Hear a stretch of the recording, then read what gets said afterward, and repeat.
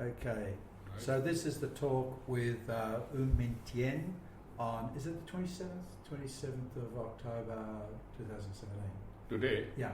It is 28th. 28th today. Okay.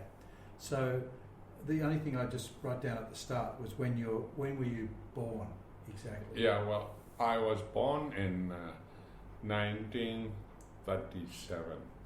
What day, month? The official day is, well, what happened is that year was a leap year, and at that time we took the Myanmar calendar, you see,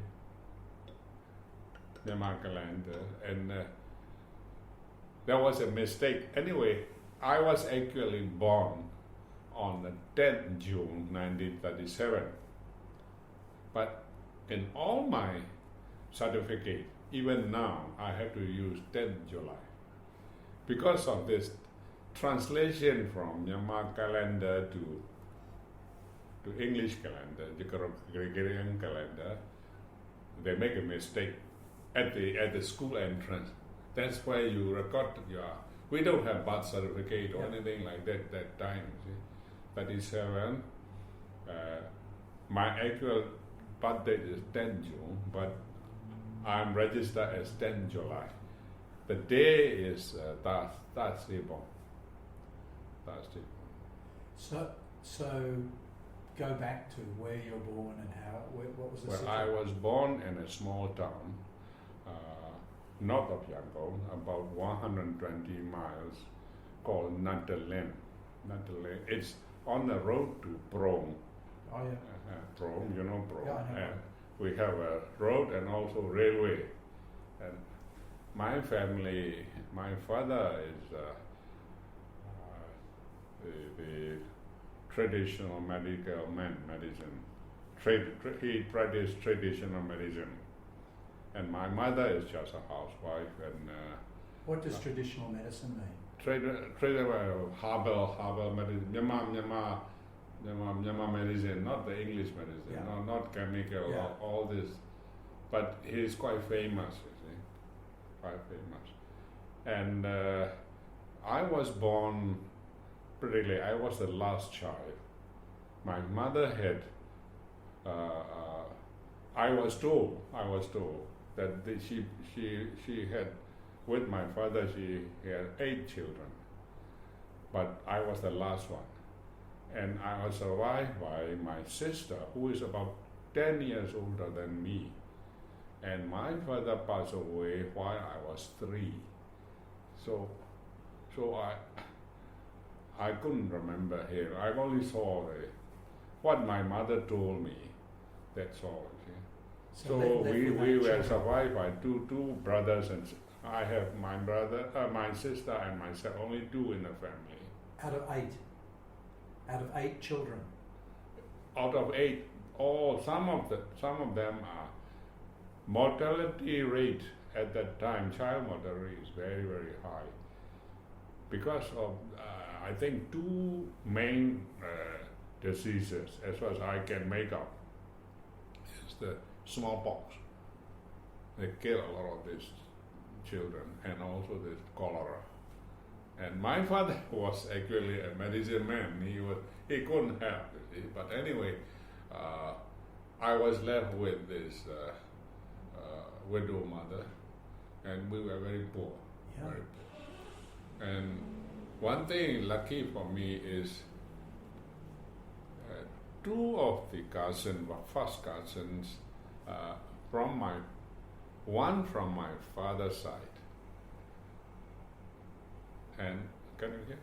One from my mother's side stay with the family. They are both men, and the one from my father's side, he became he took over my father's training. Actually, he was the nephew of my father.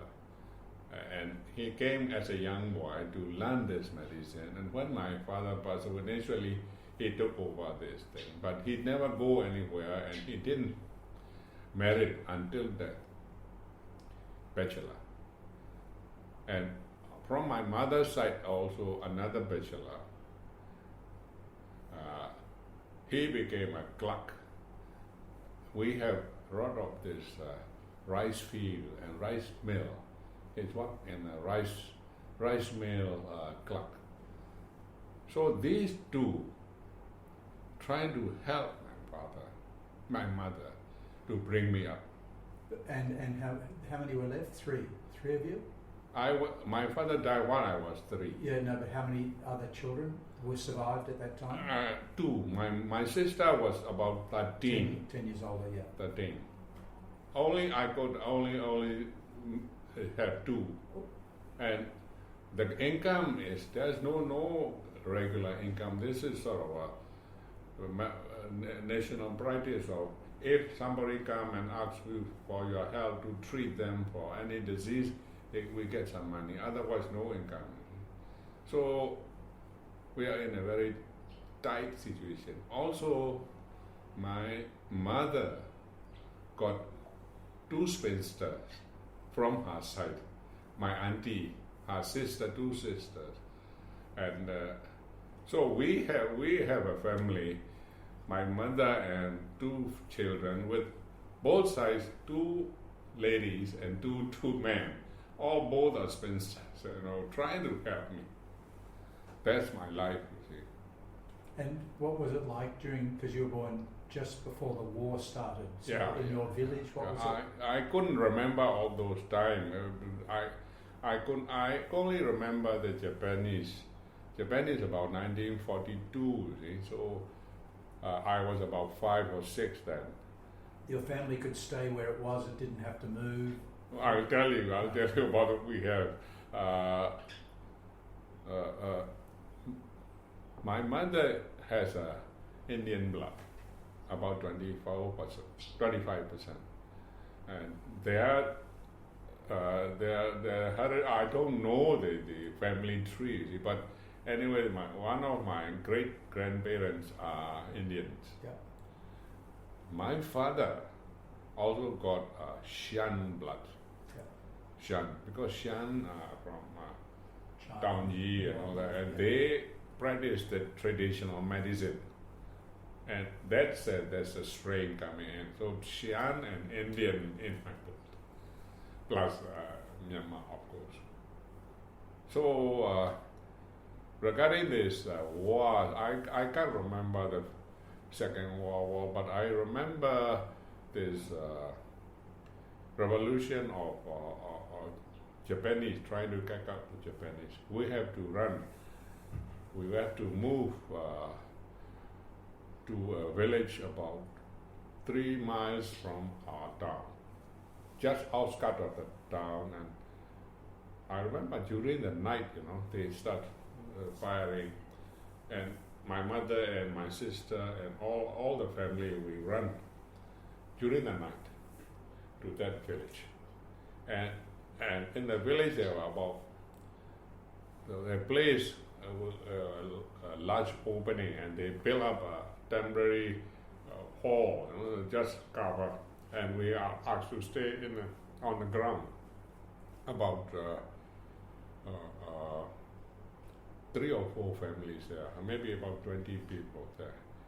We have been there for maybe, I couldn't remember exactly, but less than a week. Then one night, my sister had to relieve herself before she go to bed. She went out to the bush with another lady from this group. We don't know what insect, whether it's snake or we never knew, which one. But she got bitten by this insect. But two small marks. She died within minutes. She was about 16. So my mother was really devastated. She never recovered from that.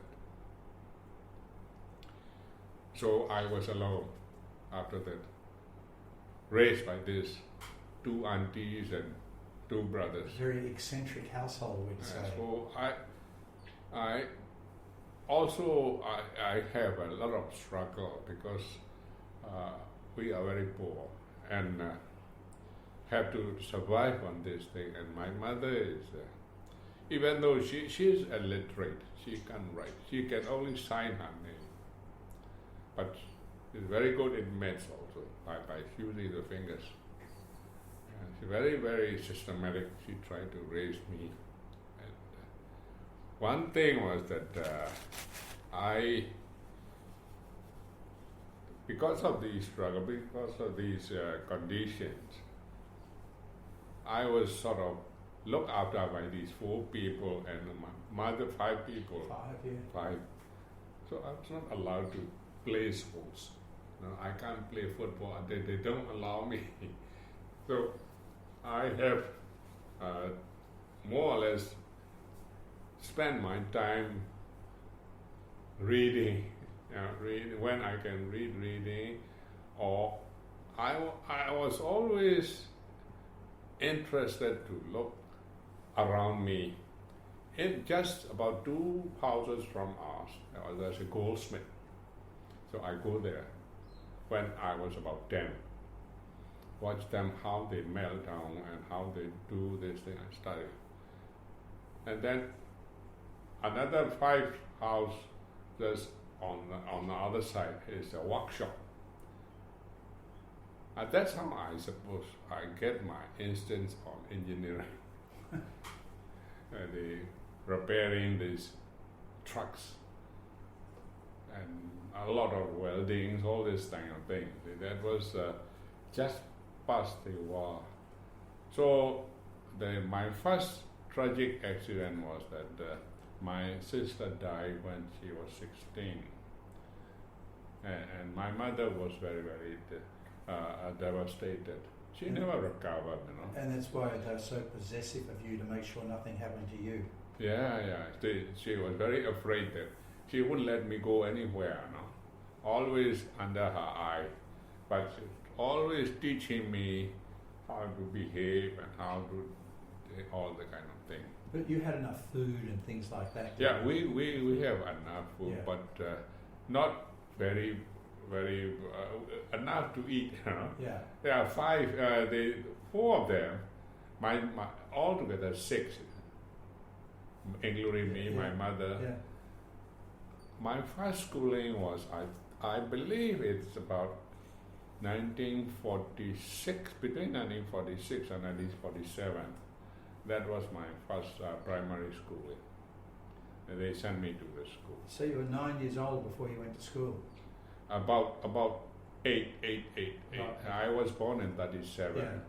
And so maybe 8, Wow. a bit late, because of the war. Because of the war.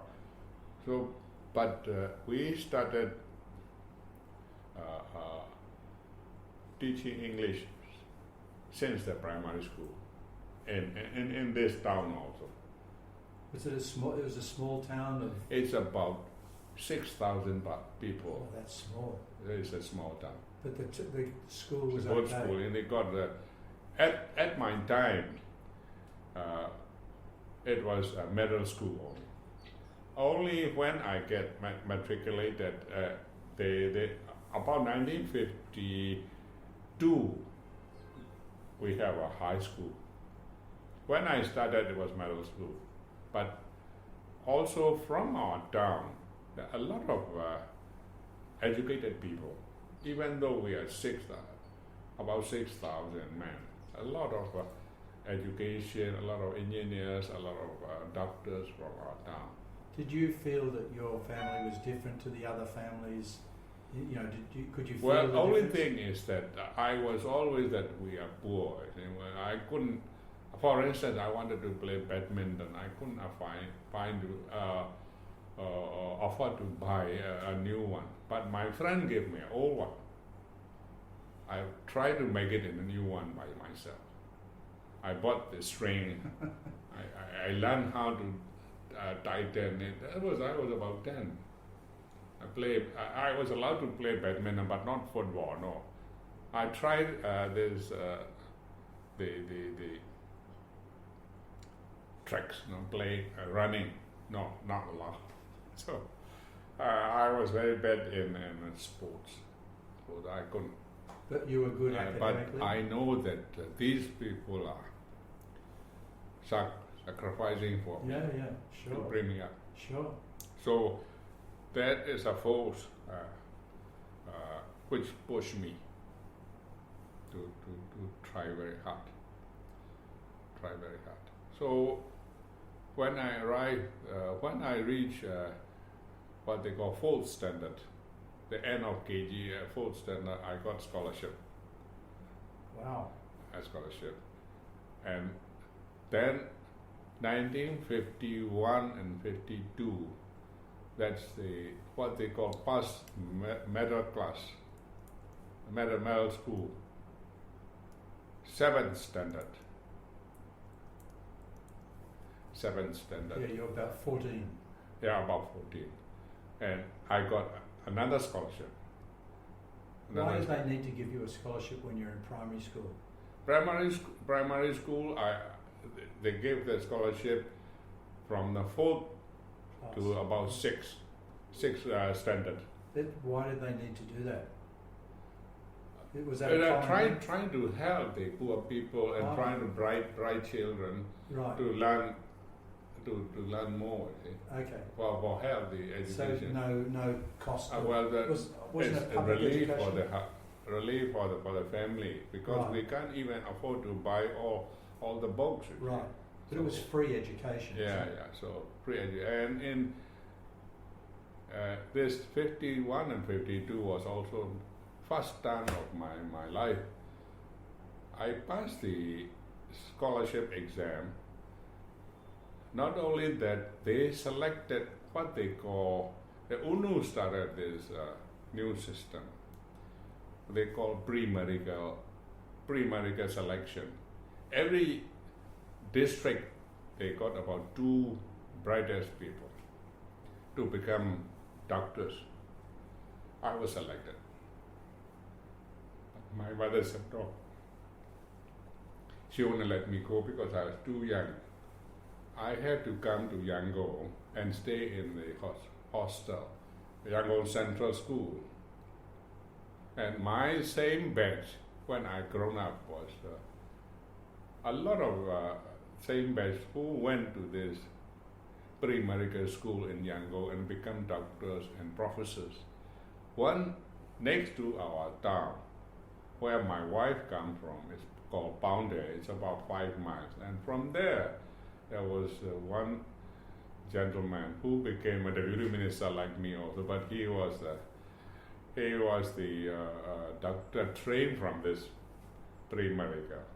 And you? I didn't go. I can't go. See, so I have to give up. But I got the scholarship to finish the matriculation. And by the time matriculation arrived, it was 1954. And that time also I had to struggle like anything. I tried very hard and tried because my weakness, our main weakness was English speaking, and I'm good at the maths and whatnot. But we have a special teachers at the town who the math teacher will give me special tuition for myself. Don't have to pay anything. Not the position like this now. They call to their house or in the school I left behind and try to teach me like that. So anyway, the 1954 matriculation, our town don't have the examination center because we are small. We have to go to this pound there, which is 5 miles north of Natterlin, and we have to sit there. Only 2 passed that year, 54, matriculation. One was a repeater. He failed first time. Second time he passed, but I passed in first attempt. Wow, how many people? out of about 30 matriculation, on the whole town, I was only one. Fantastic. So everybody sort of quite happy because I tried and people were by. Then there was a big change in my life. Those people who goes to university took this art, BA art. Yes. But I wanted to become an engineer. Why? Because of the goldsmith and... Yeah, I saw all these things. I was interested in... My father left few vouchers. I destroyed everything, take it out, couldn't put it back, all this kind of thing. And there was a photograph shop. I go and study how the photograph is, all this kind of thing. So I had to make a decision because in that time, in 1954, at the university stage, either you go for art or science. Our schooling, primary schooling was art. I passed the matriculation with geography, history, civic, general science not very, very strong. So, but I was so determined that I will take the science. So I took pure science when I arrived. This is Yankin College. They started at Yankin College 1954. It's an expansion of Yangon College. It's only for intermediate students. We were put in a shed, about 12 each. Now they have the same place now have what they call Golden City. I suppose you know the big, that's where I come, see. But a lot of the seniors from our town are against my decision because they all are art students. So I have no friends to ask for any help because they are not interested in art. So I took the pure science, and first 6 months when I arrived at Yangon,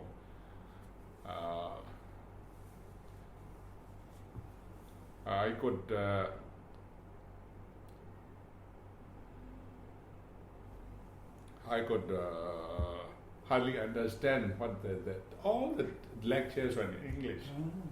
And all these lecturers, some are Indians, maths lecturers, all these things, who knew hire all the gold medalists from India at that time. And it just happened that this 1954 is DSA first batch. A lot of my friends joined the DSA, the Army Defense. Defense Service Academy. Yeah, the first batch is Mount A is the first batch. Okay. I passed the same year with them. Which is what year? What year was that? 54. 50. That's when you started. Yeah, started. Started. Yeah. Okay, and that's your batch number. Yeah, that's they're right. on the 54, Yeah, so 54 batch. I passed we are very much difficult. You see, my mother could send only 100 kyats per month for me. I have to put into the university, the hostels, 64. So I'm left to use for my other use. But the hostel feed us the food, but I got only about 30 kyats per month. So I try for this stipend also. Not scholarship, but stipend for help. And I got that. I got that for 2 years. From the government? From the government. But usually these stipends were given because of this, suppose this arrangement, you cannot get it straight away. Even if I know I having awarded this stipend, I could get the money about 6 months later. So we have depend on the family. In my second intermediate year, I was transferred from this Yangon College to the Yangon College, University of Yangon, and I stayed in a hostel called Shanghai Hall. That's where only a few weeks ago there was a celebration that General Kenyon was also from Shanghai. I didn't know him, but we are about the same time. Maybe he is about 1 year behind me. Yeah. Anyway, I passed the intermediate with 3 distinctions and what they call credit. But your life, like then when you said, so you had food, but didn't have money for going to the movies or? Very few, where I can't go because I was only 30 level. Only when I got this stipend, I could. But I had to send it back. My mother probably borrowed some money, I don't know, but I sent it back. But my allotment was 100 kyats per month until I finished the second intermediate B, what they call intermediate A and then B. Another turn in my life is there. Then, in that time, UNU arranged to send what they call state scholars, 50 by year, every year, 50. America, Canada, England, and I wanted to. I'm really entitled to apply because unless you get this distinction, you can't apply. I got 3, and also I got credit, but my mother wouldn't let me. She's afraid that I too young. I was about 17, 18. That's when you went there. You were 17, 18, 54. Well, I passed the matriculation while I was just past 16. Right. After 2 years, so about 18. Right. And she wouldn't let me. So I couldn't. Every year there was an advertisement, and those people, the students who are bright enough can apply, and a lot of people were sent. And some of my friends came back and we met later. But what happened to me was I passed the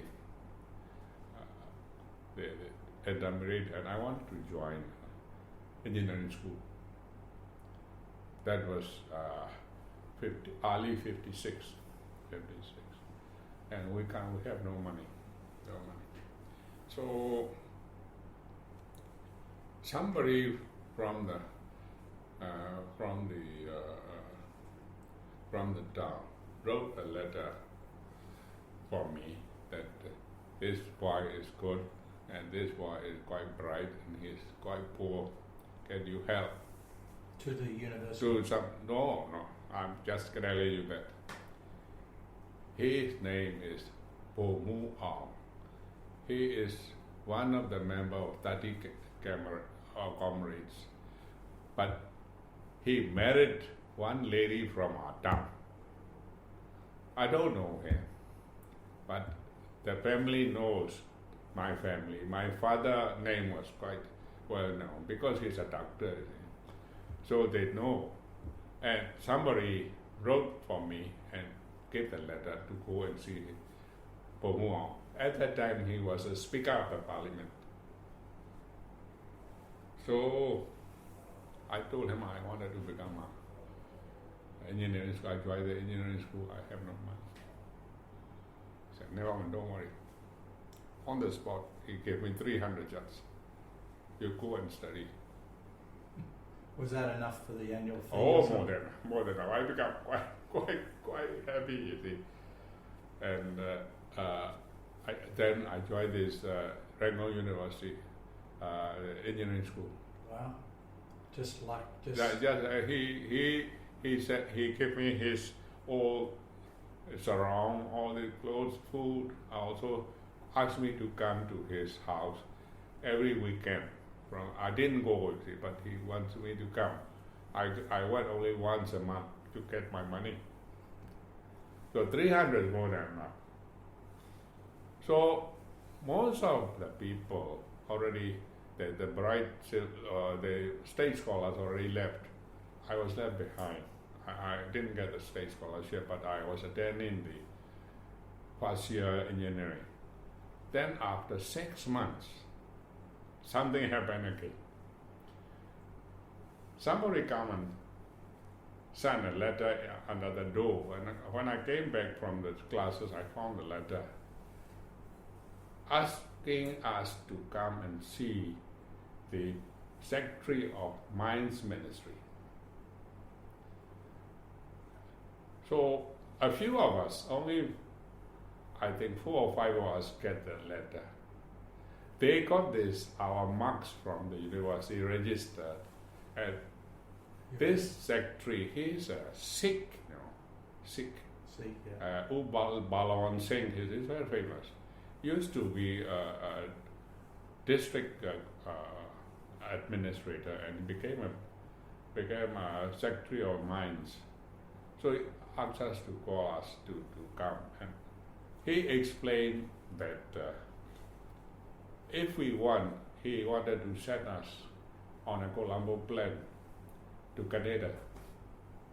And because they have a plan to develop the mineral industry in the Cacao, I was more than happy, I said, I'll go because even though I'm getting this money from this gentleman, I wanted to earn by myself. I'm married. I don't want this charity.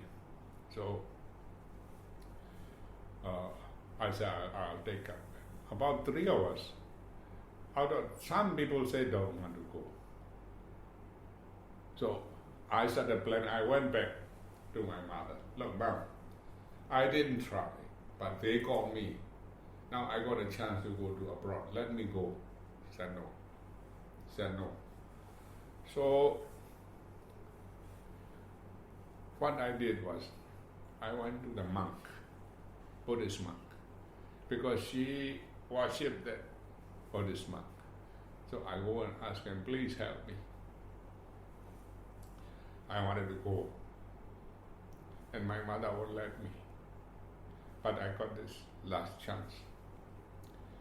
So the monk called my mother and tried to tell her about this Buddhism and all this kind of thing. You say, but because you live only one life, after you left that, it's our own destiny.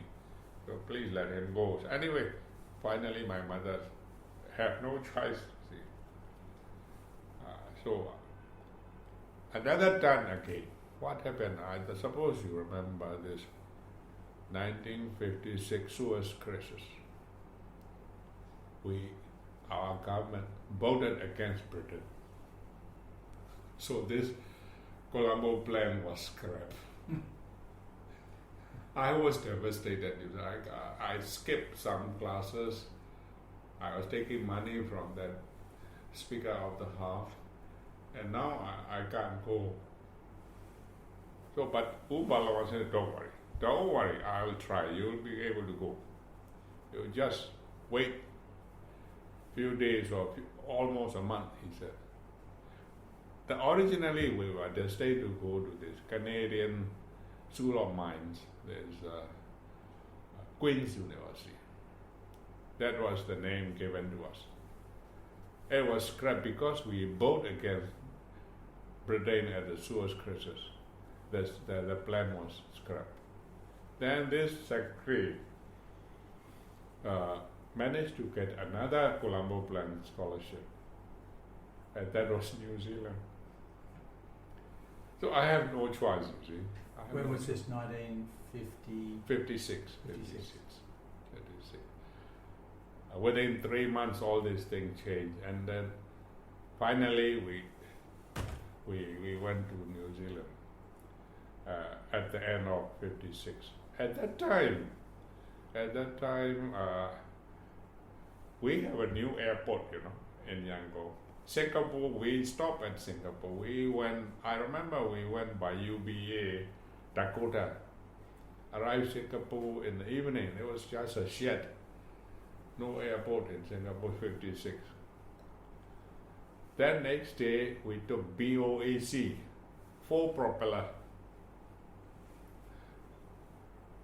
past this Jakarta, and then Darwin, and then Sydney. We stopped at Sydney.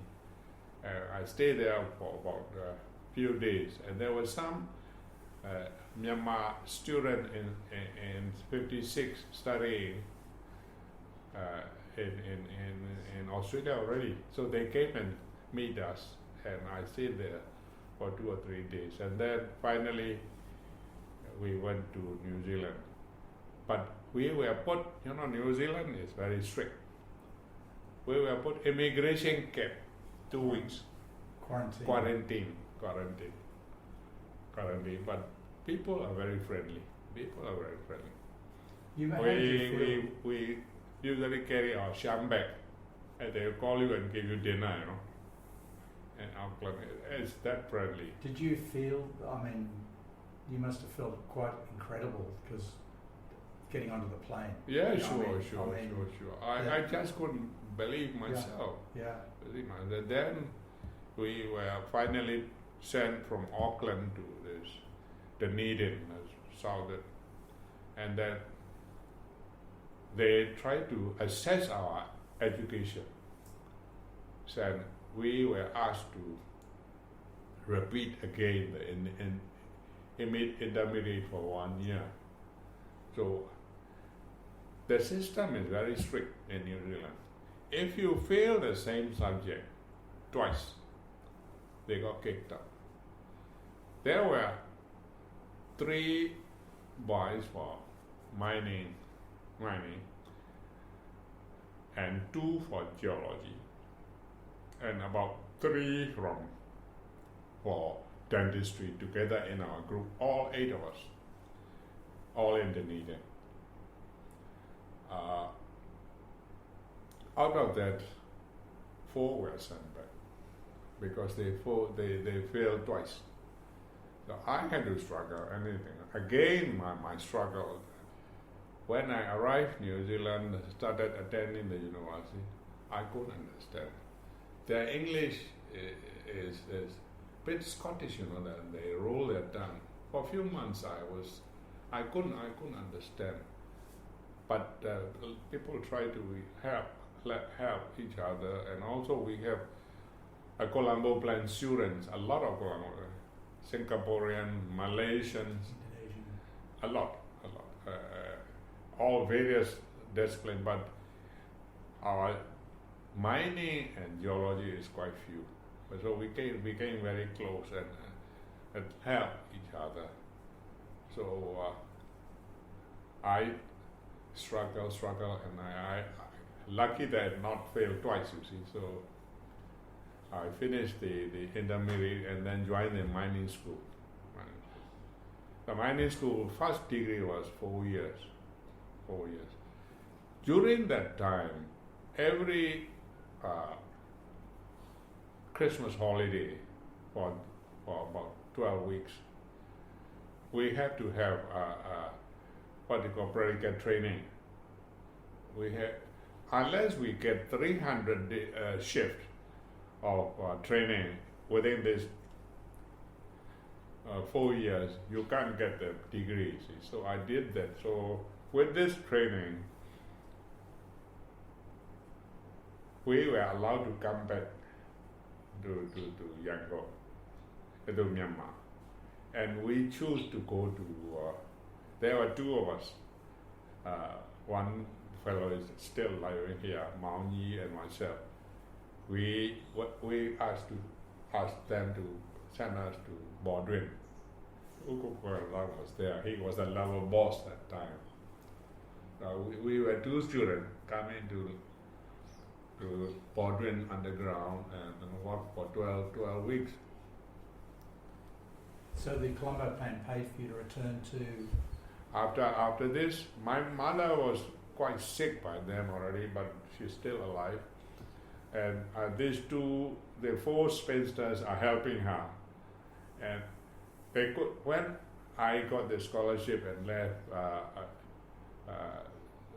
for New Zealand, they could save some money. They built a new house. Oh, out of the small savings. Small saving. And because I forgot to tell you one more thing.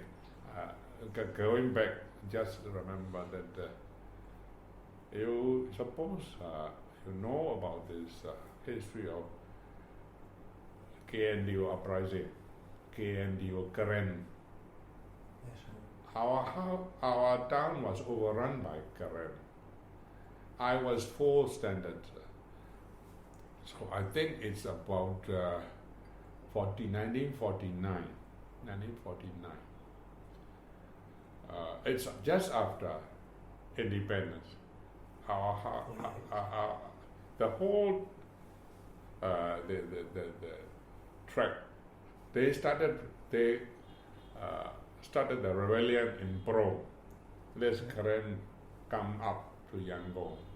The insane battle you probably had. That's a part of it. But what I wanted to say was in the process our house got burned down. Oh. We lost everything. That was I was only for 4th standard. Anyway, getting back to this. So where did you move to then? But what did you do then until the new house? We had to run away and stay in a village for a few days. After that, well, everything was burned down. We got only a temporary house. And a lot of our relatives, we have some relatives also from my mother's side and from my father's side, they came and helped us to build a shed hut. We stay in there. Then after 2 years, I think we built a small house until I left. And when I went to New Zealand, she built a packer house, good teak house.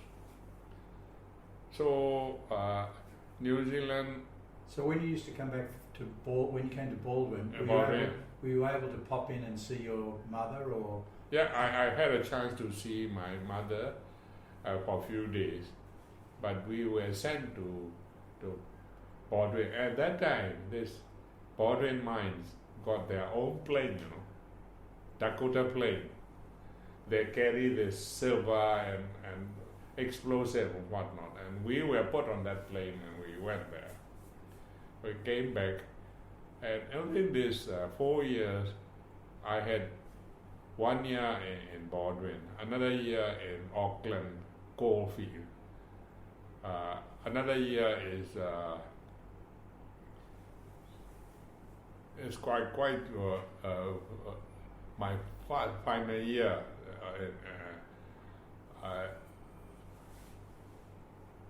The 4 years. One is in Auckland first, the coal. And second year is Baldwin. The third is Broken Hill South. Broken Hill, I suppose you know Broken Hill, Lansing. Yeah. My final year was Surfers Paradise. They have a beach sand industry, beach sand, and the owner is from our school, from our Otago graduate. So he took us in, and so I was in Surfers Paradise for 3 months. Beautiful. I enjoyed that. I was over 20 already. 23, 24, I suppose. I had a very good time. And while I was there, I got the exam results that I passed with honor, and they offer us to do a master degree. Only 2 of us in the school get a chance. Wow. And so I showed this owner, I forgot his name, I tried to remember, but I forgot. He is an old graduate. He said, don't bother about the master degree, you come and work here. I give you car, I give you. He want me to stay there, a house, a fridge, everything. But I said no. I came on a government scholarship, and people have to sign a promise. If I don't go back, they will have to pay. Yeah. So we finally gave up, and so I did my master's degree. Where? When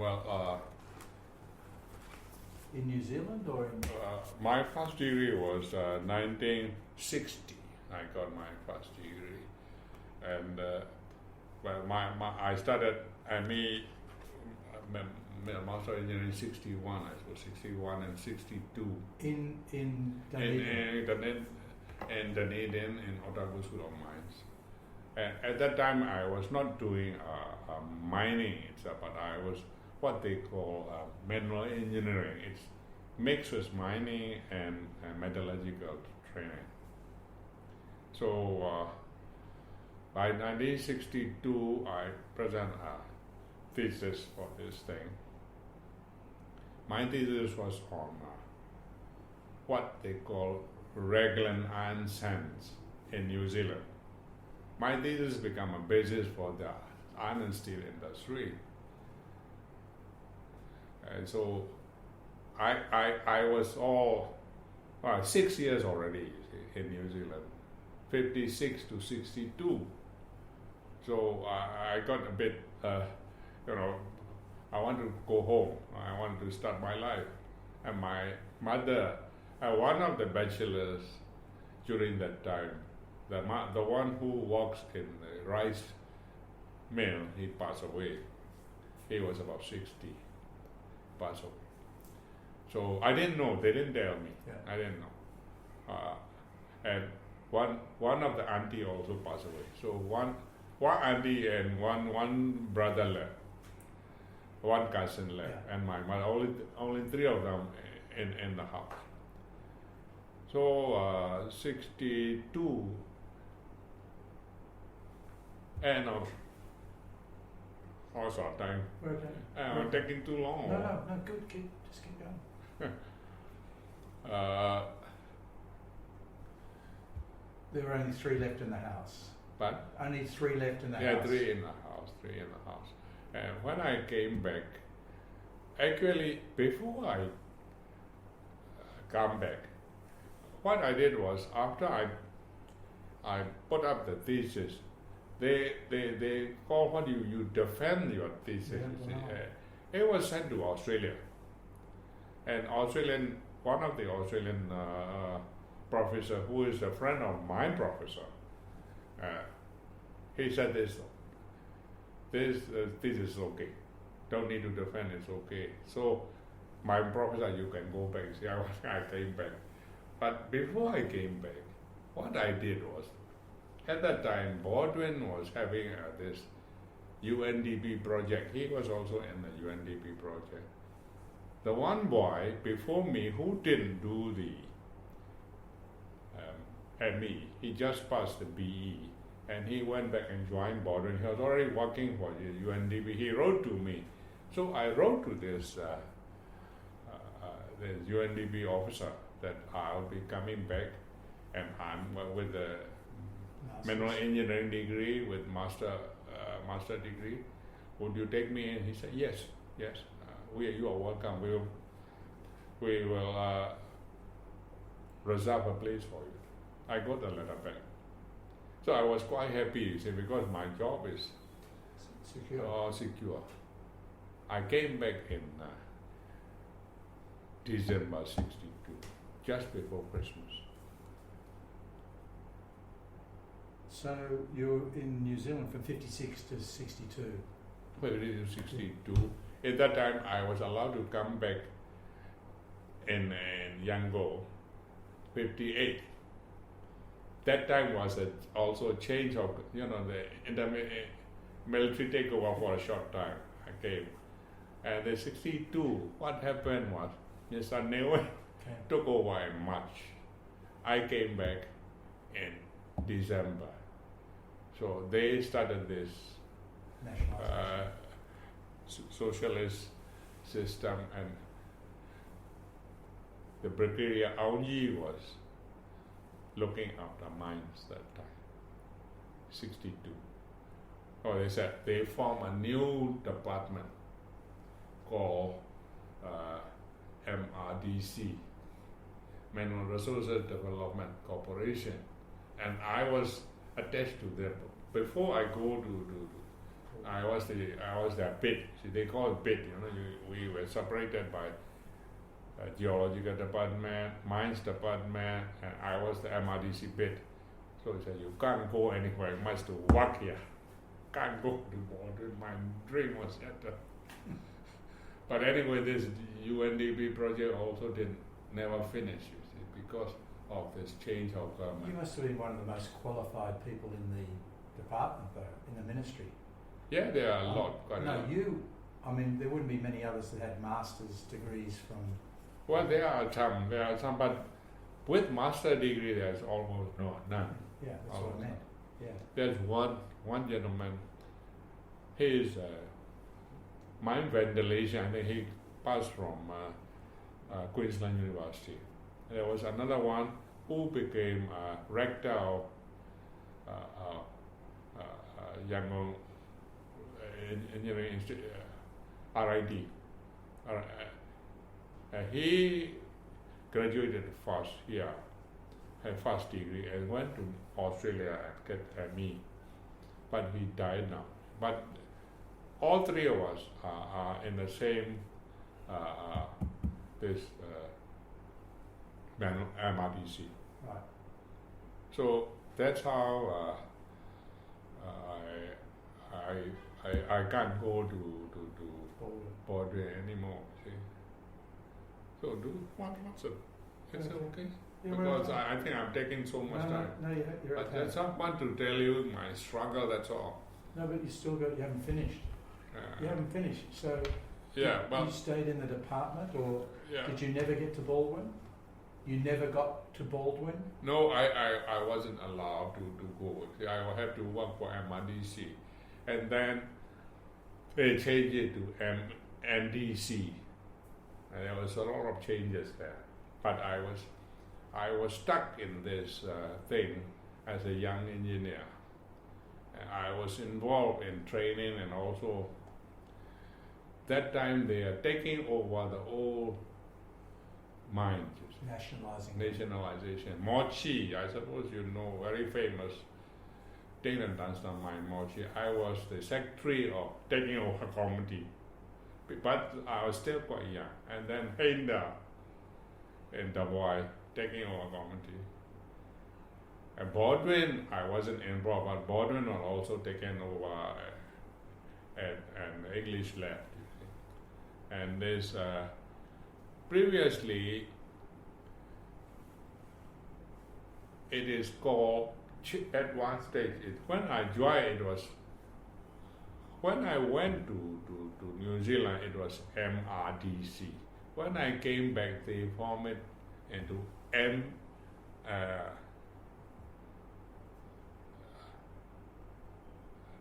there was a petroleum, mineral and petroleum also with us. This was under this Brigadier Aoji was looking after that.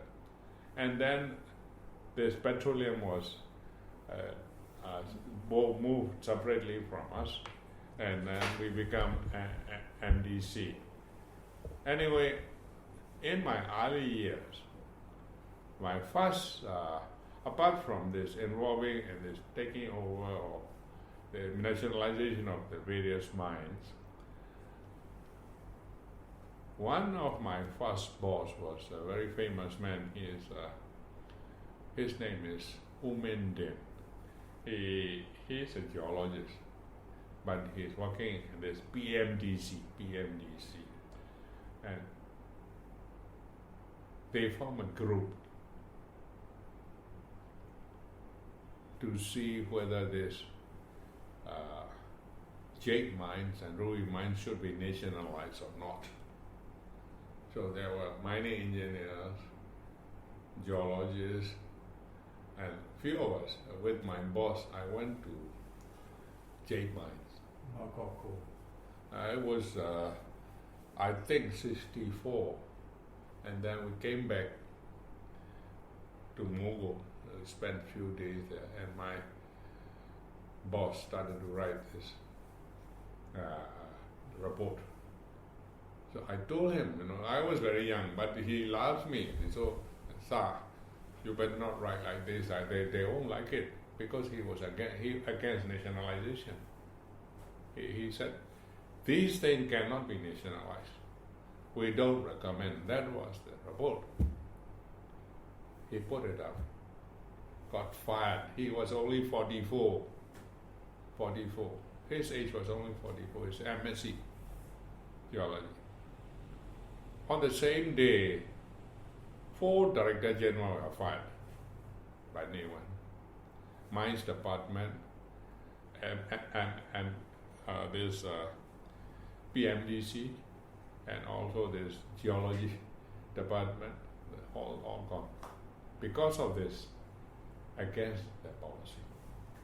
So anyway, this was just part of the thing I have to.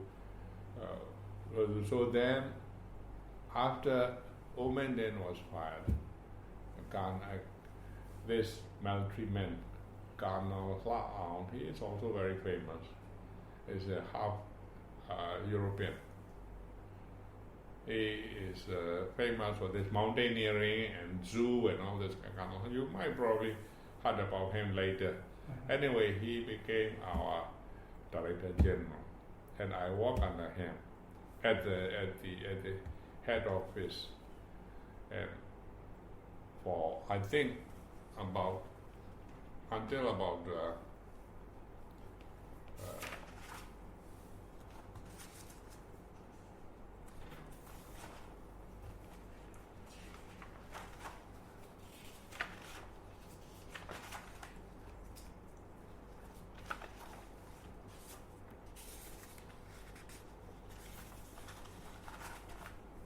1968, so from 63, my first appointment, I came back in December 62, I got my appointment on the 10th of January 63. So from 63 to 68, I was just kept in the office and doing all this sort of thing. And under him, under this kind of law, I don't have a chance to go out. I wanted to go and study also, the foreign trip cannot get. Then my chance came in 1968. I became a member of the trade mission to go and study to go for trade mission to North Korea. Because that was one of the few friends. Yeah. Yeah. And at that time, we cannot go via China because we have a fight in 68 with the Chinese. Yeah. So what happened was, we went via Moscow. I went to Russia. About 8 of us, headed by this Director General of Commerce, went to North Korea. It's a long way to get to. A long way. They passed the Siberia and go to Pyongyang. And we stayed there quite a few days. I think maybe about a week or maybe about 10 days. I can't remember. Anyway, on the way back also, we stopped in Moscow and also in Karachi, and then came back. So that was my first trip after my New Zealand. It takes about 5 years before I was go on. And then I will talk about a little bit about my career. I think I have talked to you about. I have take some notes here. Yangon University, Colombo, Plan I've been. Before I start this career, I suppose I have to tell you about my marriage. Because I came back in 62. So I was born in 25. So about 25, 26. So I got married in 63. And they are about 5 miles from our town, and their family is quite well-to-do. My father-in-law was. He used to be, his relatives are. I suppose you heard about this. A1 film, the movie. He's a movie star. Married a rich girl in that town, and my mother-in-law was also, she's got some Indian blood, but quite rich, and she married a movie star, and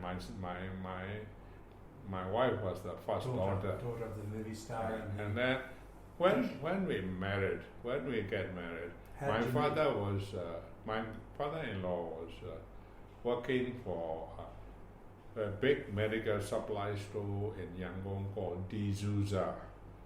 It's a very famous. Now in Mahabanula Street near Sule Pagoda. Okay. Now they are using this as an MPT headquarters. That was nationalized, of course, the first one to nationalize. Anyway, I got married and But how did you meet? What happened there? How did you meet? What happened? How did you? Well, it's our system, so it's arranged sort of. What actually happened was that my private thing was that when I leave for New Zealand, I have a lover, a girl. She is also sort of a near relative. Now we love each other, but I took so long there to come back. She got married to somebody, so I have no more. She passed the matriculation, and her parents wants her to work because they are also not quite well to do. So she works, and during the work, after 2 years or so, she got married to a boy there. So that was the end of my love story. So the present wife was arranged, and we got married in October '63. Is it? I mean, Indians have arranged marriage, but I don't think. Not Indian. No. We don't have to pay dowry or anything. Not like that. But just introduced. Just introduced. You were also the people who are trained abroad were very popular. Correct. A lot of people want to marry you. Yeah, because you were very bright in your career. My mother was not quite happy, but finally she gave in. She didn't want you to get married. Huh? Your mother didn't want you to get married? Not to the present wife. She wants to look for more. You see? Okay. But I couldn't wait anymore. I was quite old already, 26. So now you've been married for sort of how many years? 50 years or something? Yeah, well, we have been married now is 2017. It's so many more. It's 70 years or something. Yeah. So I have 3 children. Yeah. 3 children. The oldest is a boy who didn't marry. He's still living with us. Second is a boy. He became a captain of a ship and now working in Singapore as a ship supervisor in one of the shipping companies, and their family moved there. And the last is a girl, and she's still with us, with her husband. She's staying with us in my house. So I have 3 children. And grandchildren too, presumably? Yes. Grandchildren too, presumably? Grandchildren, I have only 2. The second, the first boy, my first son, he never married. My youngest daughter also have some problem with her ovary, and she couldn't take any children. So now my second boy got 2 boys. I have 2 grandsons now. Right. They are studying in Singapore. They're in Singapore. Oh, so just to finish, so one thing you haven't talked about is what it was like being deputy minister during this period? Yeah, okay. I'm just coming to that. Well, as I said, I joined the PMDC in 1963. Then this PMDC was, I became, you see, I think I have to give you a little bit of background. Sure. Because what happened to me was that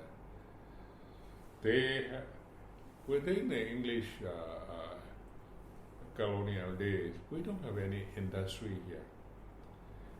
All the minerals are exported. They don't have any downstream industry here at all. With the new socialist economy, they started building all this cement plant, pottery plant, fire bricks, all this kind of thing, iron and steel, all this thing needs this industrial minerals. So I was purposely, it started with petroleum. Petroleum was first nationalized in 1964. They said this Maria Aoyi, they wanted to do our own production from this POC to become POI, People Oil Industry. And the first thing they need was drilling mud to drill. Yeah. For drilling mud, they need barite, BaSO4, barium sulfate. So I was asked to look and produce barite. Enough. I was sent with a car and one or two assistants. And this Colonel La said, "You didn't come back until you can produce the go." It was in Myint. So I started this industrial minerals. After barite, they produced there was only one cement plant before in English days, Tayet cement. And then they built another one, and they need gypsum for cement. And they have the sit-down paper mill. They need special kind of clay. All these kind of industrial minerals needs were met by our group. You see, there was not just a section under this MDC. PMDC became MDC, and this is under MDC industrial section. Because you couldn't import, right, during that time. You couldn't import these things. You had to. They didn't allow. Yeah. They must supply. Must. Yeah. So the list became quite big. I started producing from barite, to altogether 28 different industrial minerals, various types of clay, all this stuff. So we put up that this work should be formed into a corporation. So this Industrial Minerals Corporation was formed in 1972, and I became a first director there. Of course, above me there is a military man, the Director General. There's industrial mineral. That's my first promotion. Yeah. Then this industrial mineral was scrapped again in 1976, I think, when they have this. It was combined with Myint Thein, and all the industrial mineral and Myint Thein. Myint Thein got this coal, also industrial mineral. Eventually, I became this Myint Thein director, and during that time, around 1980, actually, I mentioned to you about this, my thesis about this iron and steel plant. What happened was this, we have only one iron and steel plant in the country. It's called Myanmar plant. What they did was they remelt the scrap, wall scrap, a lot of scrap, and produce in Myanmar. But even with this General Aung San Day, there was a plan that we should develop iron and steel industry in our country with our own resources. The problem is we don't have a good grade coal. We have iron ore, but we also lack a lot of the infrastructure. So a lot of German study, a lot of them to start this iron and steel plant. Starting from this industrial mineral, I was involved in this iron and steel thing. So by 1980, they found Italian method where our raw material suitable to make this iron. They wants to produce steel with our own raw material. Yeah. That was his dream. So after, may luck we have it, or I don't know, I was put in charge of this project control of iron and steel project. His pet project. A big project. Well, it's compared to world scale, it's a very small one. It's almost a lab scale. But anyway, this is quite big, quite a troublesome for me, because we imported the prefabricated equipment and building from Italy, and it's up in Myint, because iron ore was in Myint, and also coal was near Lazio. So we choose the site there. The problem is the road. We don't have any crane or any low back loader at that time. No, 1980. I built that plant, and I was the director of this Myint Thein. But at that time, I was put as a project controller to finish this iron and steel. So Nguyen came every year to see the program. And I had a chance to meet him and do make presentation, whatnot. He is quite impressed with me. And so I succeeded in finishing this thing. Our first steel billet was cast in 1982. So anyway, this iron and steel plant now is taken over by Army. It's still there. And I was there. I spent until about 1985. Living there? In Myint. Yeah. And that's I moved there about 1980 from Yangon. Right, with your family. With the family. My child, the youngest girl passed the matriculation from Myint. Because you have a home there too, right? Or is that in Mamio? You have a place where you go in the hot season. Yeah. So that was part of all this plan. You see, what happened was I didn't have a time. I didn't have a time to play golf, but I wanted to play golf. So what happened was this: to develop the golf course, they need a lot of heavy equipment. So I have in the plant, I have a lot of heavy equipment. So I try to help, and the army in charge from Mandalay was Tunji. He was also first batch TSA. He knew me, you see.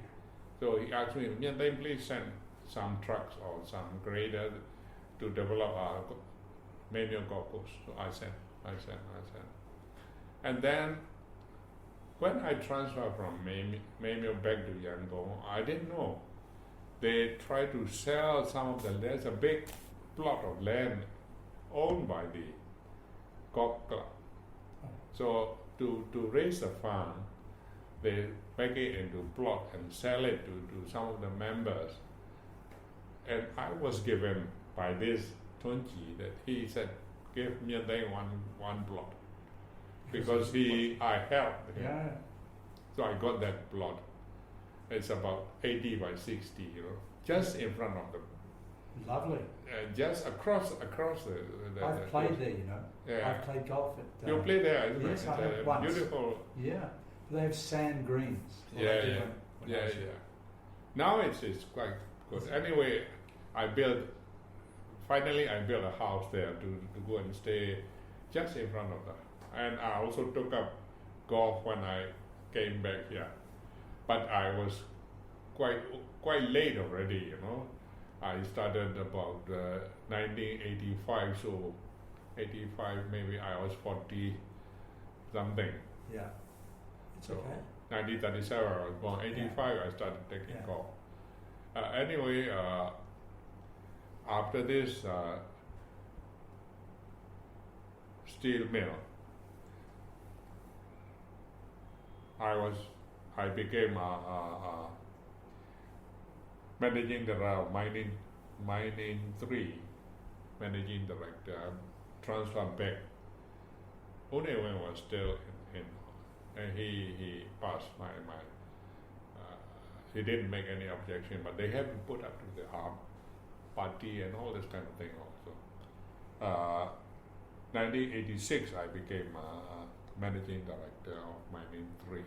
So, and at that time, U Koko Tan was deputy Eko minister. Kotan was a deputy minister. Yeah. Deputy minister.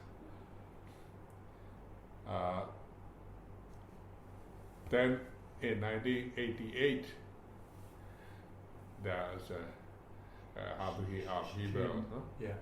So I was a Yangon. I was a deputy the director general of Myint Thein. I was working there, and I looked after all these coal, iron and steel, a lot of industrial minerals, all this under me.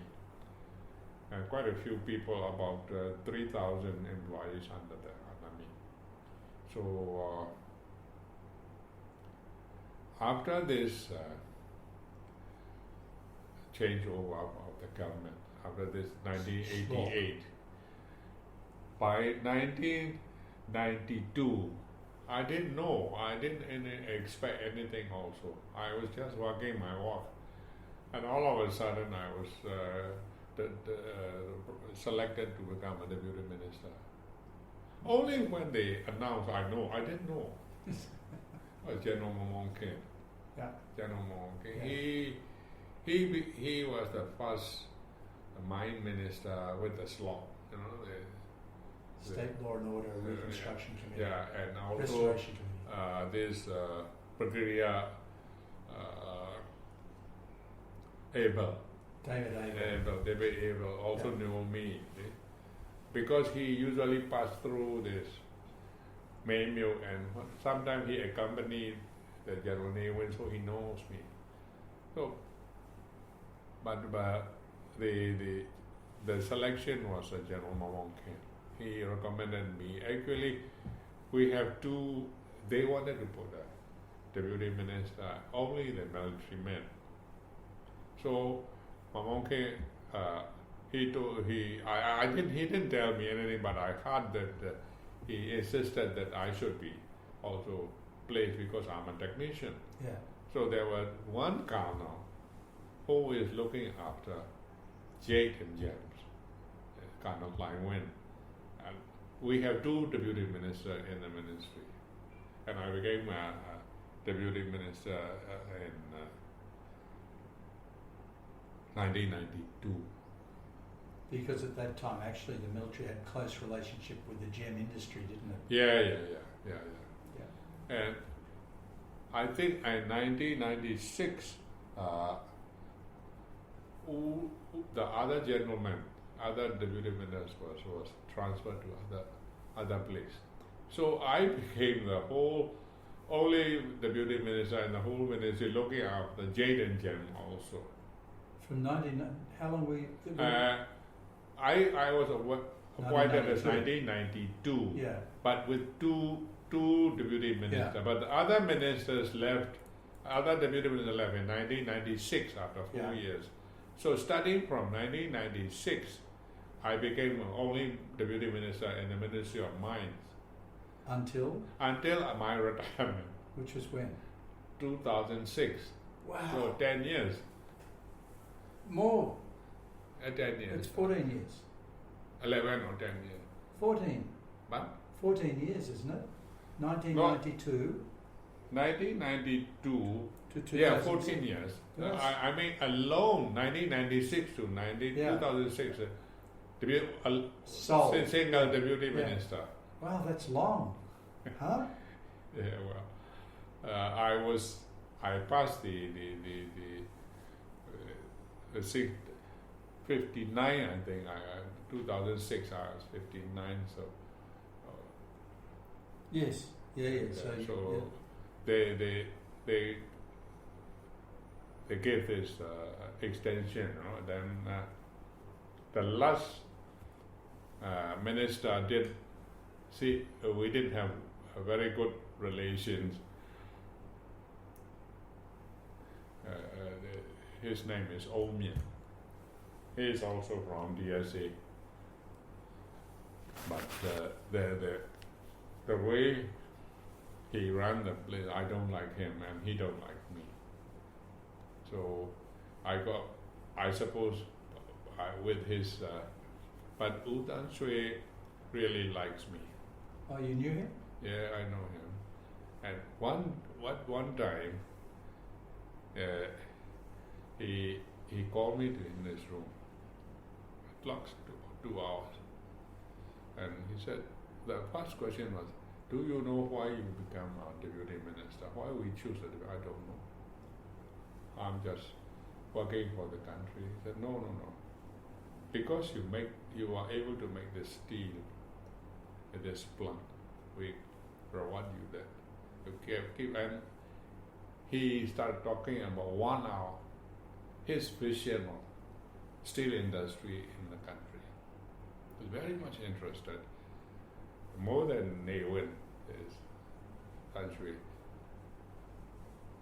So I didn't get very good marks with him. I told him, "Look, Senior General, your vision is very grand, but you cannot do it in a single place. It's very difficult." He wanted to make from a sewing needle to everything, on the ship. Yeah. So I said, this downstream steel industry involve a lot of things. So one ministry or one man cannot do this thing. But if you want to do, you have to start piece by pieces. So I suggest him that now we have billets and we can put rounds, but only few.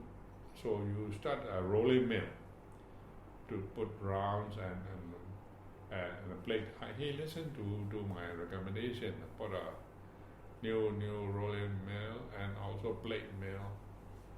And then again, this they call it Jumbo project in Myint Thein. It is now in, nobody is carrying out this army.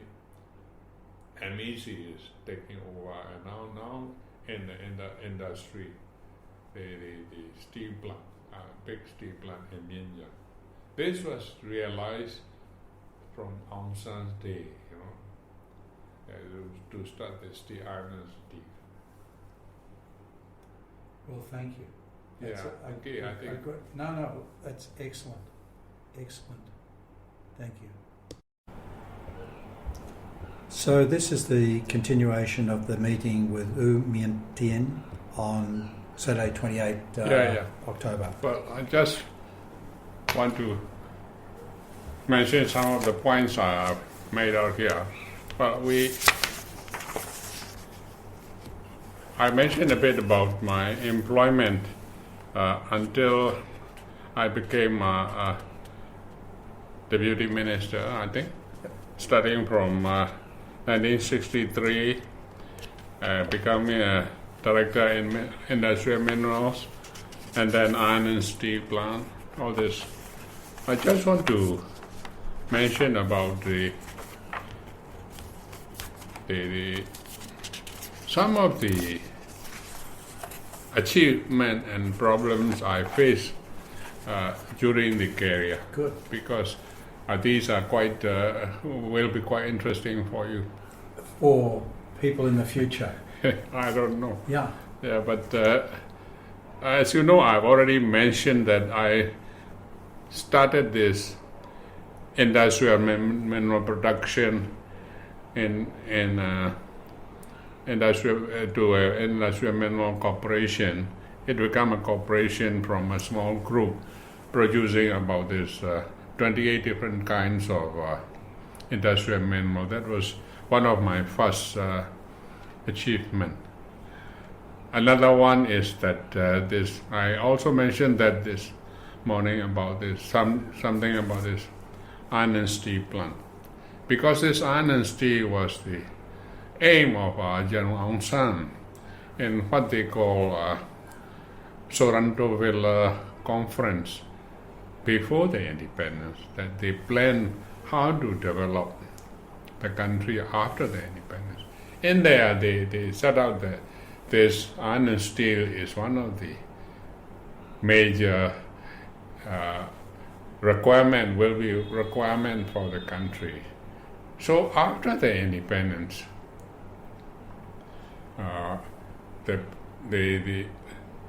we have what we call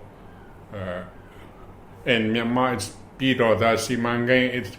It's planned by American for welfare. They to build up the country after the independence, and UNO hired the American experts. In those reports also this iron and steel industry, how it is to be done. And this was carried on when U Ne took over. He is also interested in this iron and steel. So what is holding the thing is that, as I said this morning, we don't have a good quality coal. Our coal is quite low standard. And the good standard coal, the one we have, is up to what they call sub-bituminous. And it is in Kalewa area in the south west of Chinwin River. But the seams are very steeply inclined, about 45 degrees. So we cannot produce that coal. They form a committee consisting of all the technical people and financial people. They call it implementation of a steel industry in Myanmar by various deputy ministers and whatnot. That is U Ne time. That was much before me.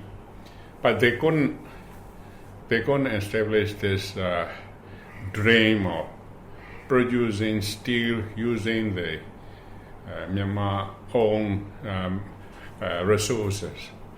And finally, around about 1978 or 76, this one process came out where the Italians were, and Europe also, Italy is also one of them, where they can produce what they call sponge iron using an inferior raw material.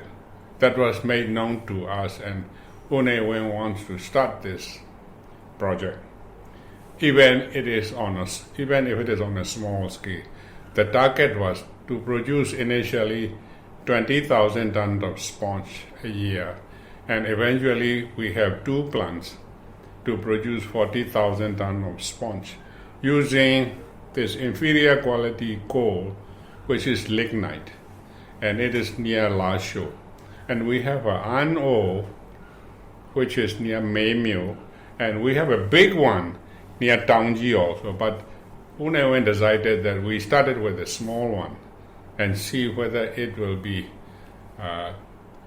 able to produce the steel or not. It's about 3.5 million tons of iron ore. So it can last about over 20 years if you produce 40,000 tons of iron and steel. So this process was purchased from Danieli Company of Italy, and this became a project. Eventually, I became a project director, controller of this project, and we built a steel plant in 3 stages. First stage was 20,000 tons of So this production of copper was my third achievement. I was involved. Right, but you're just going to say, so it was a joint venture between Ivanhoe and Mining One. Mining One. Yeah. So eventually Mining One transferred its interest to Myanmar Economic Holdings, right? Well, yeah. Oh no, to the military. Yeah. Oh, the MEH. MEH. Myanmar Economic Holdings. MEH and Chinese former joint venture. So Ivanhoe went out. Well, I know. And he sold his assets. Right. And did he want to? Why did he go? Was it something to do with because he cannot Mongolia? He was doing big in Mongolia, and also he was developing all over the world. Now at the moment they are doing in Africa, one of the country in Congo, I think. Okay. So, and does that now continue? Lapadang continues with the Chinese and the MEH. MEH, and after the problems with this, the first joint venture was Mining One was out. Right. We didn't get anything. After the problem, there was an investigation headed by a commission headed by the Aung San Suu Kyi, and then this structure was changed. Now it's a Chinese joint venture. If you produce 100 million worth, they took away 60 as their production cost. That's a fixed deadline. 40 is left as a profit. Out of that 40, 3 parties distributed: Chinese, MEH, and ME1. ME1 came in after the ladies, the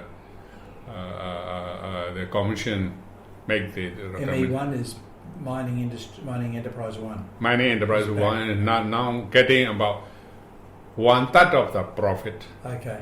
1/3 of it. But Chinese got this 60% flat. Yeah. As their production cost.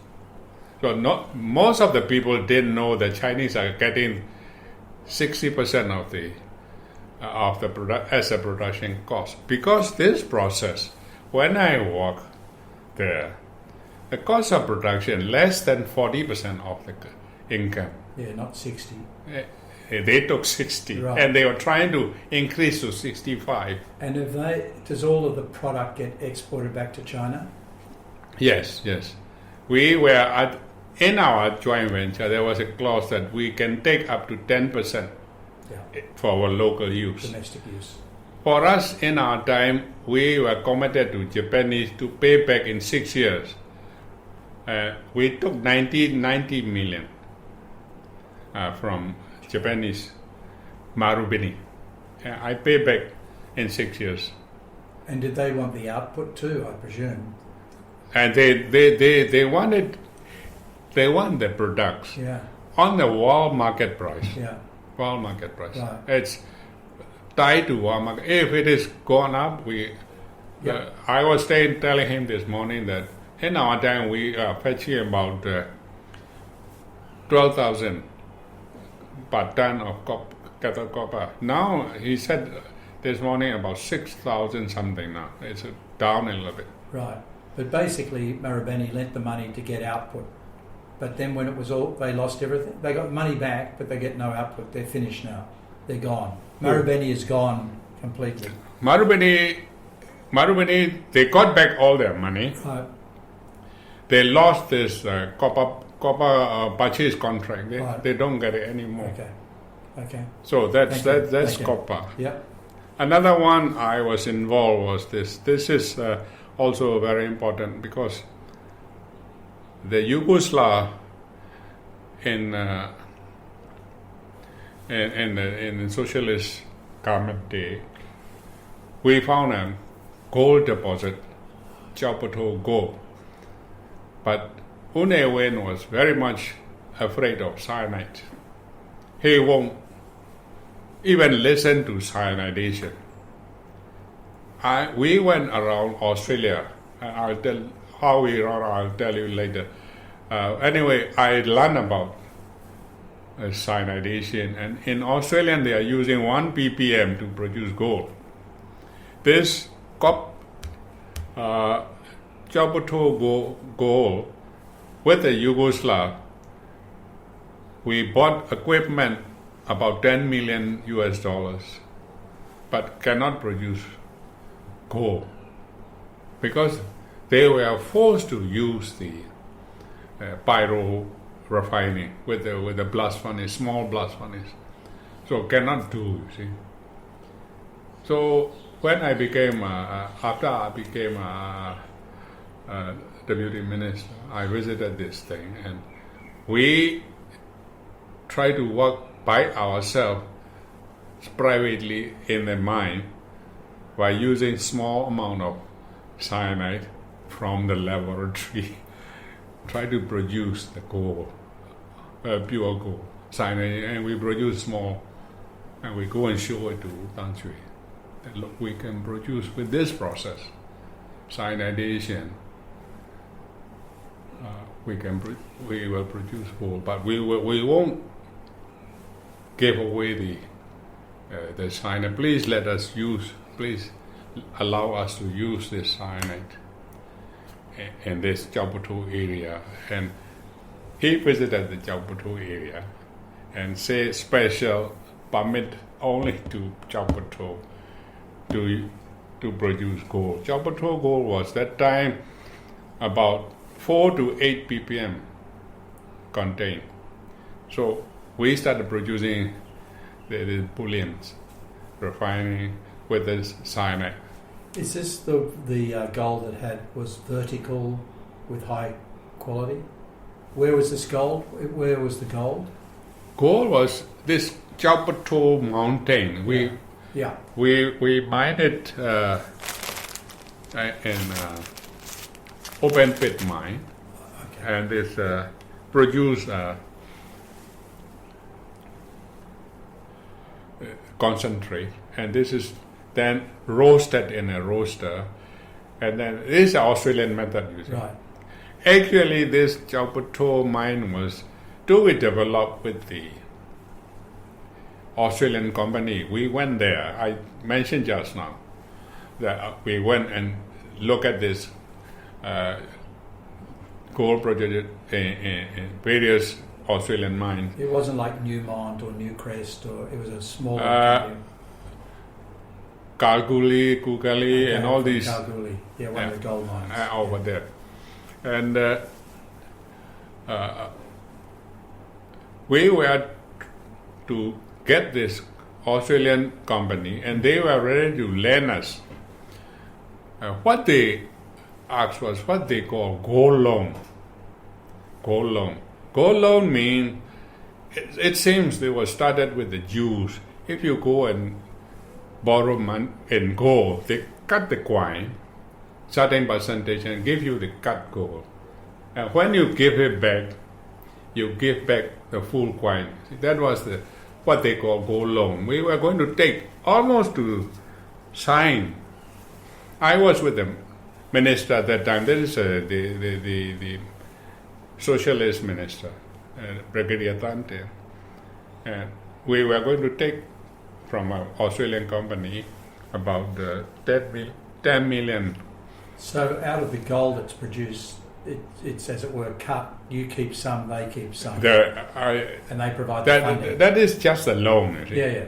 and we have to pay back in gold. Yeah, something like 5% or something. Right. Okay. But when we came back and presented to U Win, he doesn't want to give any gold. They want it back in gold, you see. Yeah, he loves gold. He loves gold. So what happened is, instead of Australian, these Yugoslavs came in, and they said we will produce gold by pyro method. But until the 1998, when the government changed, they cannot produce gold. But we have to pay Yugoslav about 10 million For the equipment. For their equipment, which is not useful. So I show this to Tan Shui that we should use cyanide In a to proper produce, way. and we started producing bullion. See? He agreed. Tan Shui agreed. Only to use in Chaputro area, not any. But the man is still living that time. You see, Right. so he said you can use only in Chaputro area, but we can't control it. You see, what happened is a lot of gold around, and all these young engineers. We sent about 20 engineers to Australia to train this cyanidation. They started building small plant and selling this. So this was Illegal mining. we cannot control this thing. Right. So anyway, my involvement was able to produce 99.99% gold using cyanide. Whereas the Yugoslav cannot do. See? Right. These are some of the this was about 94, 95. And where is this now? Where is this project now? What's the It's status? still working. It's given to a private company, Umongo. No, you know Umongo. You came in with Umongo. Kemal Han and Umongo. Okay. Umongo got Jabuto. Okay. Okay. Now Umongo is giving to the ministry about 35% of production. Right. Umongo went on production. Yeah, production share. After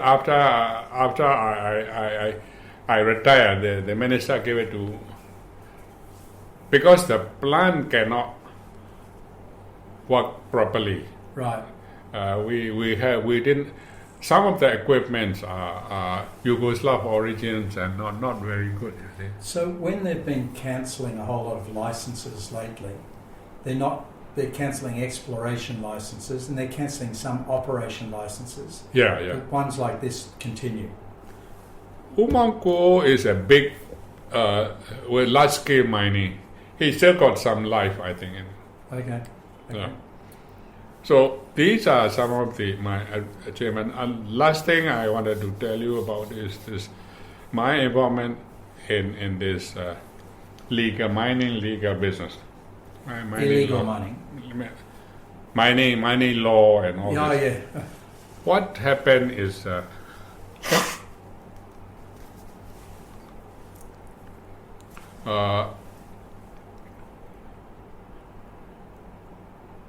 the English never have a mining law for Myanmar. So they were not interested to establish a mining.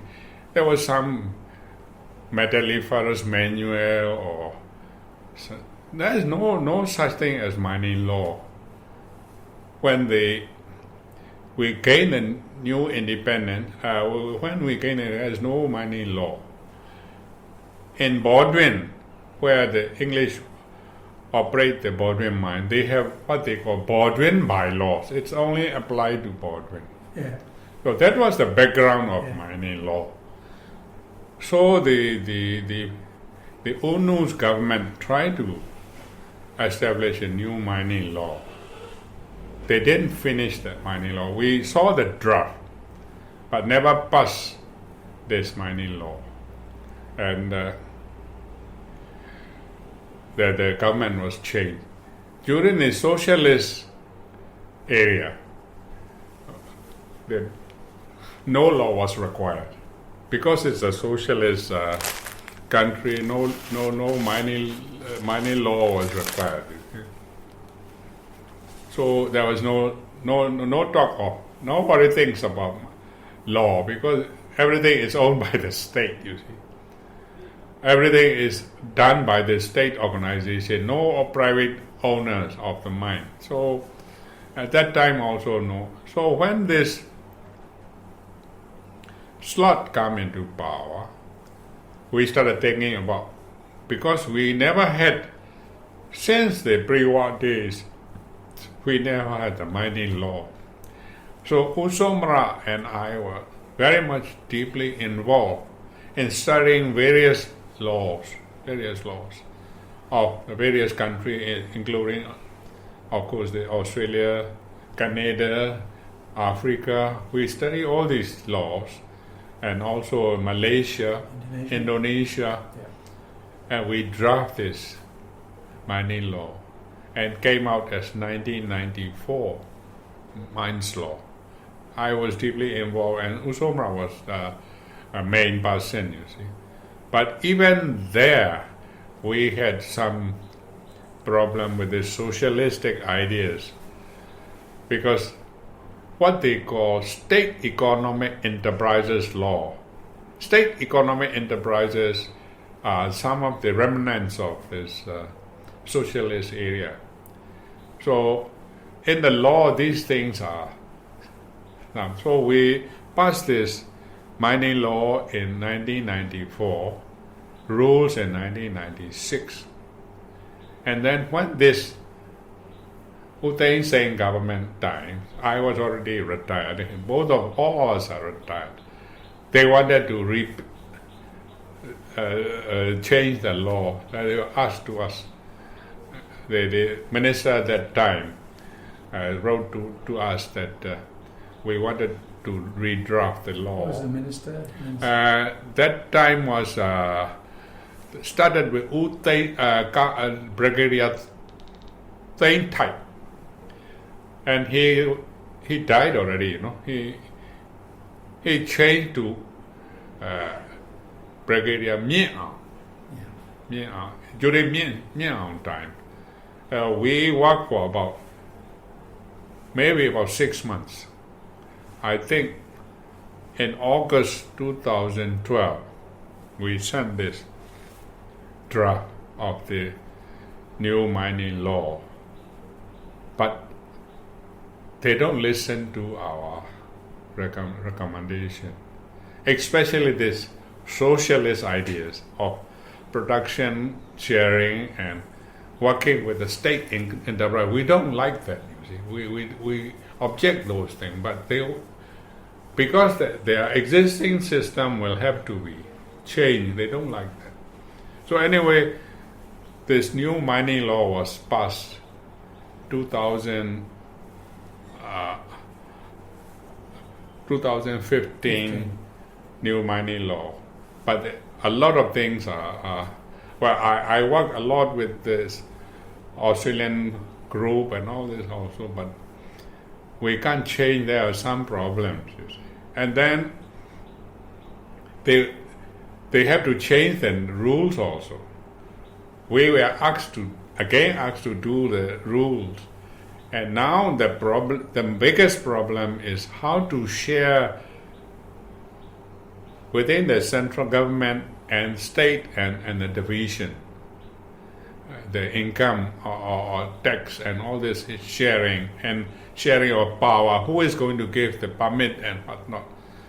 So we told them that this has to be done only after changing the construction. The present the constitution cannot allow to the. So we sent back our Comments. mining rules draft. Yeah. Now with the ministry, they don't talk to us anymore because they don't like our recommendation. So they are doing by themselves now. But are they actually doing anything now? Well, last thing I heard was that now the Attorney General Office agreed to a draft, and the latest draft of the mining rules, mining law 2015 is still in existence, but it cannot be implemented due to lack of rules. You see, you have rules and law together. So the law draft, I don't know what version, not our version anyway. So it's with the present office now. But no changes to the law. The law is staying the same because Still same as 2015. Because the law should be changed too. Yeah. Some of the changes made in this 2015 are very bad. Yeah. Previous law, our 1994 law, doesn't require not a compulsory forming joint venture. The new law, if the foreign investor come, they must form a joint venture with the government enterprise. So nobody came. You see, nobody came. Plus Plus all this production sharing and all this. So anyway, I was involved in this a lot in this drafting of law, but the results is not very. And what's your view? Do you think it'll not very, very satisfactory, I'm afraid. Well, these are some of my experience, and I just want to tell you a last thing about my training and experience, and some of this,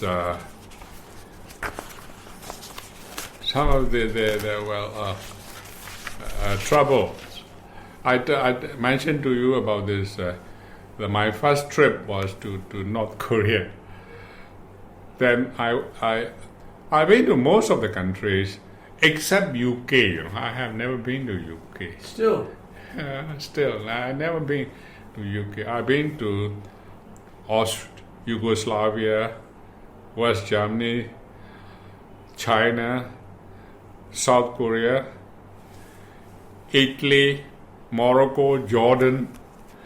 We went there because we wanted to import the phosphate from Morocco and Jordan, and we thought we will produce copper by smelting, and we will get this sulfuric acid. Before this SX-EW process, that was. So we want to get phosphate, how they mine, and whether we have phosphate in our country, we try to find. But we couldn't find a good phosphate in Myanmar. We recommend to import from Jordan or Morocco, but UNE said no, we don't want to depend on anybody. So that was, but anyway, I went there Morocco. with the minister. Indonesia, India, Canada 2 or 3 times, and China. Must have been Malaysia too. Malaysia, and after I retired, 2009, I went to. I retired in 2006. Yeah. I went to Abu Dhabi in 2009, and also back to Italy, where this Danieli is there. They organized this trip. They gave us an idea of how to produce iron using natural gas. So I put up the report. Because Myanmar has natural gas. Myanmar was using Myanmar natural gas and iron ore, and they built a U Tan Shui pass before he goes.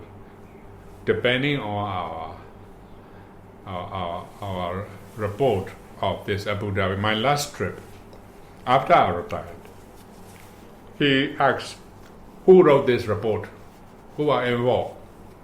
Before he make the decision. So my name was mentioned there, it seems.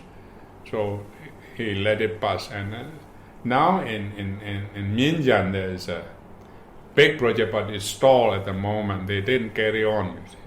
They didn't carry on. Why? No funding? Well, there's not enough technical people. That is one thing. Another one is nobody actually know what to do, you see.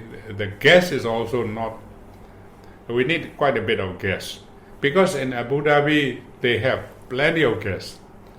They import the iron and steel, iron ore from India and produce about when we went there, it was about 1 million ton plant. Now they are producing 7 million tons. So we wanted to go for 1 million, and because that will produce the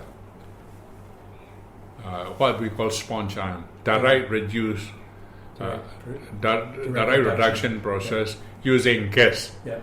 Our small plant was using coal. Right. So we changed it to anyway. That was my last trip. Well, this is all, and my last thing I wanted to see in my life is that I wish this ministry will, play a good role again. I don't know when. I don't know when the lady will listen, but because living involves a lot of minerals. Without minerals, human cannot survive, right? You need copper, you need gold, you need steel, you need industrial minerals. So mining is very important. Yeah. So I wish that this will be put into their mind, and there's at the moment they are not training any more mining engineers. They are nobody is interested in mining. They are saying that they will leave the deposits for the new younger generation. I don't know what they are saying. So anyway, I wish the ministry to be separated again, to not combine with. Now it is combined with forest, which is environment. Is a problem. And also, we should get rid of this socialist idea, and we should also have only two departments in the ministry, that is mines department and the geological survey. The rest should be just administer the good law and rules. You mean like mining industry one, mining company one, and mining enterprise one, well, all those should go. We used to have 3. Yeah. Actually, at one stage we used to have 4. Then we changed to mining 3 enterprises, Right. plus this gem and pearl. Yeah. So, and also salt. So altogether 8. Now they have mining 1 and mining 2. They still have pearl and gems.